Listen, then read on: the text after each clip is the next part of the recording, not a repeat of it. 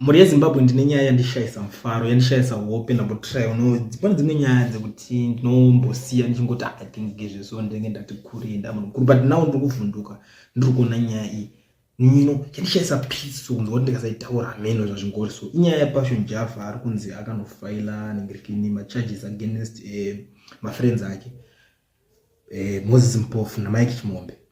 mayogara muchiona even pakatoita ground rake kuNational Sports vachidzika muchikopo unga vari vese naMike everything zvavaiita kuti muzoziva Java marounds ese epolitics emuningirikini eMZanPF I'm sure ndiye munhu wekutoti akatotanga kunomuintroduce kusvika asvika kwaari zvine connections avo epolitics anditi but chinhu chakundinetsa manje munhu chekuti panapa ari kufaila ningirikini macharges kuti akavharwa akaskamwa 300,000 USD not because kuti pane chakashata kuti afaile kuti acomplain kuti ari kuchita against my friend ake aisipo pane nyaya yangu ndepekuti this guy he is a prophet, he claims to be a prophet and everyone knows that kuti anototi inini ndinonhonga tsono ndinoona kusvika pakupedzisira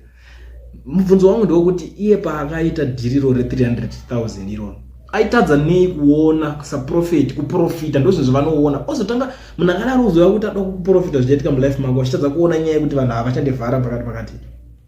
akatadza kuona zvinhu zviri very simple zvidiki zvakadaro iye ari prophet mumwe munhu kutoti asiri prophet che aungatongoti airi dhiri ndaridauta aiwa handisi kuona maresults kumberi obva atosiya iye munhu anotozviti anonzwa Mwari oregedza kuningirana chandanyatsoona panyaya iyi zvangu personally inini zvangu ndechekuti these people kana this guy alright ari kutraya kuzvidistance mudhiri because apa tikada kutarisa at the end of the day nyaya iri kuzongodzoka pakuti vanga vari vese mudhiri iroro remari iritonzi iri kupisa iri kuvasungisa re9 million remastreet lights nyaya iri kutongodzoka pakuti vakomana ava vanga vatongori vese mudhiri but iye ari kutraya kuzvidistance achiti ndakatovharwa nevakomana ivo saka ndakutofaila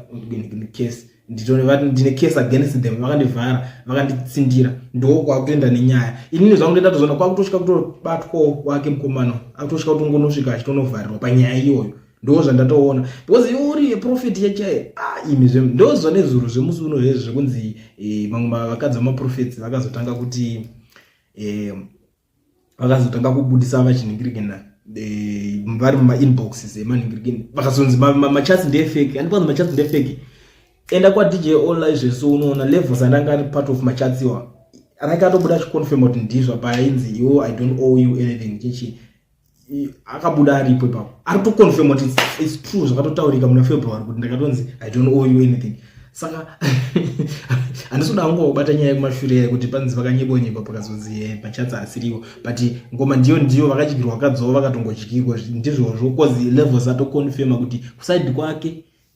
andiwo zvakatoudzwa zvechokwadi saka is part of machats iwo akatobuda ndira levels asoro kwakatanga tongobudawo yevamwe zvachitobuda zvakadaro nyaya dzichiputika paningenenge yekwanditi but this guy Javo ndo pakundinetsa is part of my prophets mamwe aya vekuzvinzi ninga akajikirwa mukadzi wake ninga ngadedede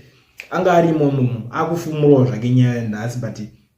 akari part of them amen munoona senyaya guys ndakuti ndingosira panapo because dzimwe nyaya dzachoka dzinotishayisa mufaro tikasadzitaura so ingochingonzwa kuswinywa chingonzwa ndikaningoitaura ndikuzvireva zvandiri kunzwa kutaura I think ndadurura chest. Tell me what you think in the comment section. Obviously, like this video kuitira kuti vaboyikane.